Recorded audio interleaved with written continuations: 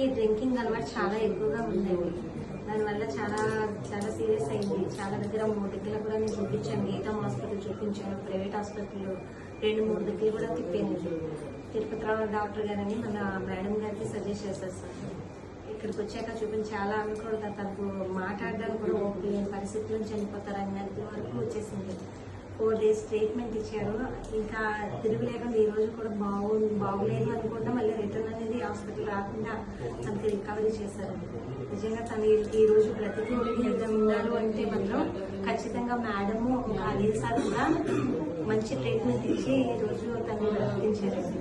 చాలా మాకు హ్యాపీ. ఇక్కడ ముందు నాకు ఫుల్ గైడెన్స్, నువ్వు ఏం అవ్వు, నీకు జాగ్రత్తగా తను తోడుంటారు, తను హ్యాపీగా ఉంటారు, తను హెల్దీగా ఉంటారు, నేను మాటిస్తున్నానని మా మేడం చెప్పారు. అదే విధంగా ఇప్పటి వరకు కూడా తను అలాగే ఉన్నారు.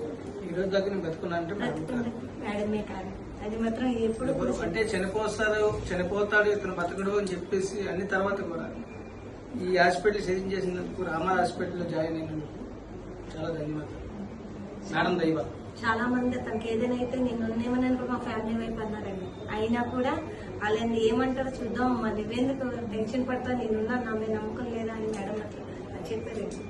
ఈరోజు కూడా కళ్ళని నీరు ఆ సర్వీస్ నాకు గుర్తుంది.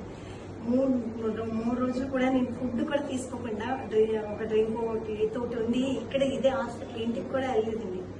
ఎలా ట్రీట్మెంట్ చేశారో ఫుల్ సపోర్ట్ చేసి స్టాఫ్ కూడా ఫుల్ గా నాకు ఒక ఫ్యామిలీ మెంబర్ లాగే తను చూసారండి. ఈరోజు భయపడకుండా ఒక గర్వంగా ఉన్నానంటే మేడం గారికి అది మాత్రం నేను చెప్పుకుంటానండి. అది మాత్రం మర్చిపోకూడదు. తను ఉన్నంత వరకు ఆ మేడం నుంచి నువ్వు ఊపిరి. అది మాత్రం